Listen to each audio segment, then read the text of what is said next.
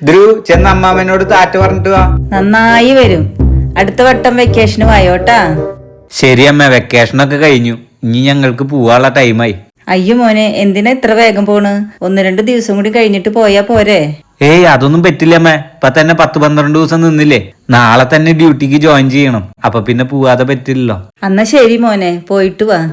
പോട്ടെ അമ്മ, പോയിട്ട് വരാ ചേച്ചി. അമ്മയുടെ ആരോഗ്യമൊക്കെ നോക്കണം, മരുന്നൊക്കെ കൊടുത്തോളാം.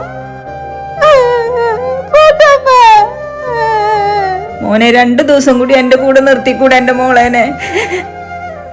അയ്യോ പറ്റില്ല അമ്മ, പോട്ടെ, നാളെ ഡ്യൂട്ടിക്ക് കയറേണ്ടതാ. പോട്ടെ പോട്ടെ. എത്തിയിട്ട് വിളിക്കണേ മോനെ. ആ വിളിക്കാം അമ്മ, എത്തിയിട്ട് വിളിക്കാം. അടുത്ത വെക്കേഷന് വരാം.